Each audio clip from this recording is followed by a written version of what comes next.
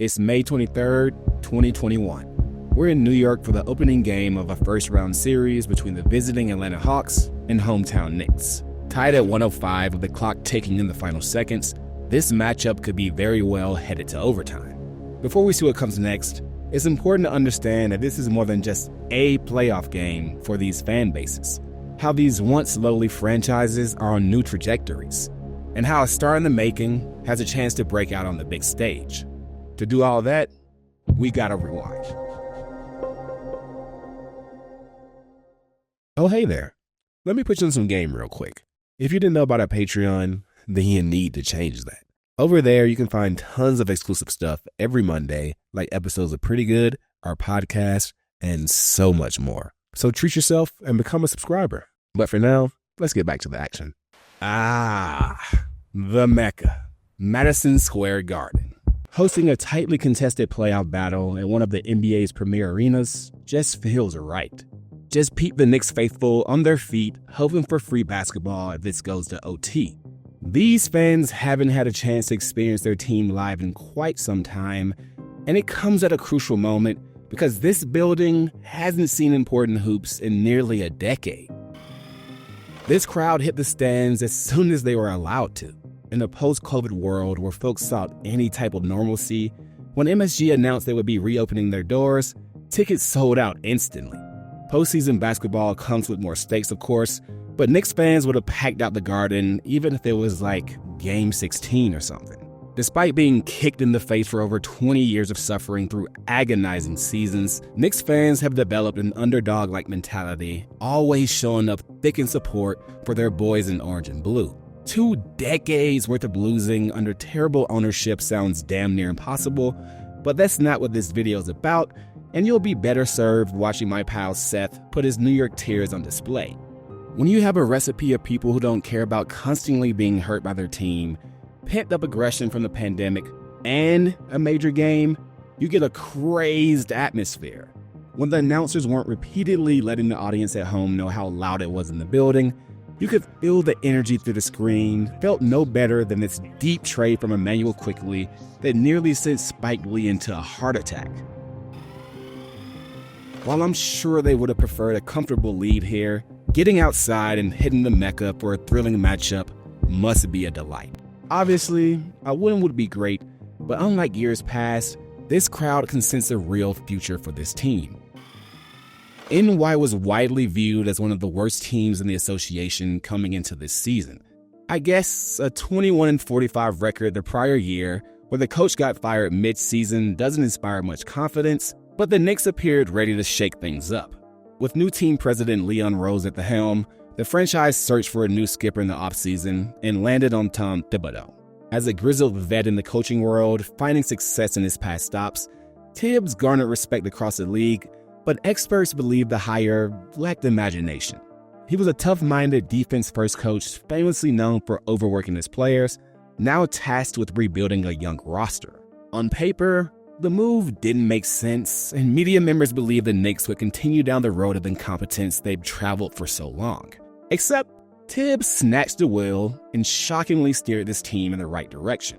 They entered the All-Star break as the 5th seed in the Eastern Conference, nearly surpassing their expected win total throughout the entire season. Journalists credited Tibbs' no-nonsense approach as he injected new life into a team that had no direction. Besides transforming the team into a stout defensive unit that never gave up on plays, Tibbs helped elevate the game of nearly every player on the roster, but Julius Randle was the star of the show. Unable to land Kevin Durant to the fans' best wishes, New York acquired Randle in the offseason last year, and after a rather disappointing season, journalists were ready to ship him out of the Big Apple instantly. Under Tibbs, Randle has shown glimpses of a true franchise player in the making, blowing his career highs out of the water, and was essentially a lock for most improved player. Alongside the core roster that Tibbs entered the season with, Knicks brass added to their firepower by swinging a deal to land Derrick Rose, who had a huge impact solidifying them as legit postseason contenders. For a season that was initially penned as a rebuilding year, the Knicks shocked the league and entered this series against the Hawks as slight favorites, especially since their newfound star looked unguardable in their season sweep over ATL. But tonight, The lights might have been a bit too bright for Randall in his postseason debut. He came out flat and was a relative non-factor for his squad all game, shooting atrocious numbers from the field. But in his absence, the Knicks were able to hang tight with the Hawks. The bench unit especially picked up the slack with Alec Burks dropping buckets, but it was the veteran Rose hitting crucial shots late to keep New York alive. As the Knicks found themselves down 2 late in the fourth, Rose knocked down a floater over the outstretched arms of a Hawks defender to potentially force overtime. But right now, the Hawks could stun this crowd with a basket and steal the opening game on the road. It would probably crush this diehard NY fan base in attendance, but to keep it real, it ain't like ATL has thrived over these past years either. This is Atlanta's first postseason appearance since 2017. Sure, they had their string of success in the early 2010s, but when you get so close just to crumble immediately, the fall from grace feels so much worse. The true meltdown started here in head coach Mike Budenholzer's final year with the franchise in 2018. Similarly to NY, the Hawks have been under new leadership with team president Travis Schlenk and head coach Lloyd Pierce taking over. But they couldn't replicate that same type of winning that Rose and Tibbs found in year one. Unlike the Knicks, the Hawks entered this season as a team on the rise, as media members believe they can make a playoff push thanks to their busy offseason acquiring vets to supplement a young core. Except, nearly halfway through the season, they looked far from a playoff team. Their offseason additions didn't amount to much because of injuries, and after a terrible stretch that saw ATL drop 7 out of 8 games in February, the team decided it was time for a change and canned Pierce, promoting interim coach Nate McMillan. Similar to Tibbs, McMillan is cut from that old school cloth. He's a hard-nosed dude who would rather grind out games and turn them into defensive battles, as he showed during his tenures with the Trailblazers and Pacers. And similar to Tibbs' hiring in NY, once the Hawks made the switch to McMillan, journalists doubted the move. They believed the Hawks were more than a flawed team, and a coaching change wouldn't magically fix their issues. But I'm sure you see the theme here. The Hawks soared under McMillan, finishing the season with an impressive 27-11 record. They bought in more on defense, mirroring the energy of their ferocious coach, and the switch to McMillan coincided with the team's major free agent additions Danilo Gallinari and Bogdan Bogdanovic returning to form. The Hawks were a huge shocker entering the playoffs, considering how they started the season. They came into this game as underdogs, but have held their own, largely in part thanks to clutch shots from their new additions to the franchise. Atlanta is in position to wrap this thing up if they knock down a shot. McMillan's culture shift has benefited the Hawks with signs pointing to a promising future, but that future mostly lies on the shoulders of this dude dancing with the rock at the top of the key. Atlanta selected Trae Young in 2018 after completing a controversial draft day trade with the Dallas Mavericks for Luka Doncic. The controversy: media members believe the Hawks were giving up a generational talent in Doncic. Now, Young was no slouch. He entered the draft as a highly rated prospect out of the University of Oklahoma who could shoot the lights out the gym. The Hawks believe that with Trae's talent and the return they received from Dallas, the franchise would be better set up for success long term. Some media members just didn't see it happening, especially considering Trae had a poor start in Summer League. Luckily for Trae and the Hawks, a stint in Vegas doesn't define a person. In his debut season, Trae proved to be an offensive assassin, earning a unanimous all-rookie first-team selection. He followed up that year with an all-star nod in his second season, further showing he could hang amongst the NBA's elites. The kid truly had talent, but with the team still early in the rebuilding process, Atlanta didn't have much to show for it in their first 2 seasons.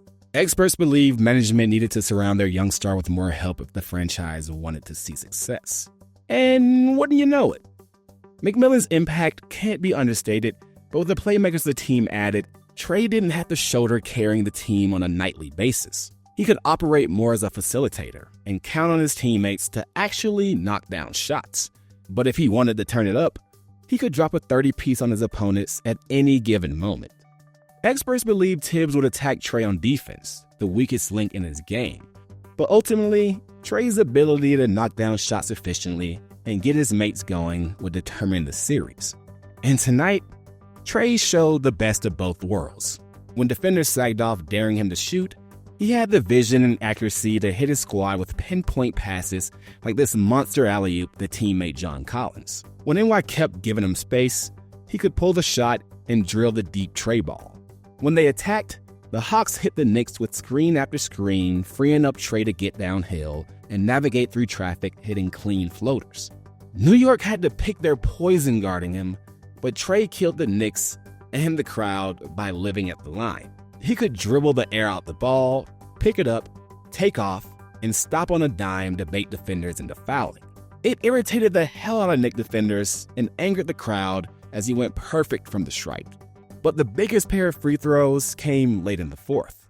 As Trae slowly dribbled up the court, he turned on the Jets, made a move with a cross, attacking the rim to draw the foul, and knocked down both shots to give the Hawks a 2-point lead. After D Rose's clutch basket to tie it up, that brings us here. In an epic return to live sporting events, these New York fans, hungry to see their squad, have been blessed with the thriller. They weren't supposed to be here, but with a hard-nosed coach pushing effort and a blossoming franchise player in the making, this is a new era for the Knicks. The Hawks entered the season with expectations, but it took McMillan leading them to see their true potential. But Trae Young is the engine that keeps Atlanta going. He had his doubters coming into the league, but has since silenced his critics and has the opportunity to have a career-defining moment on a large stage. It could all come down to this. Welcome to a moment in history.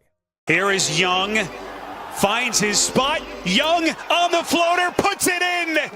Trae Young with a miraculous shot.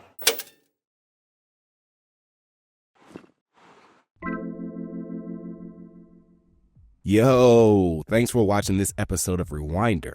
It's crazy how different these teams look when you fast forward a few years. But that's the beauty of Rewinder. We live in the moment.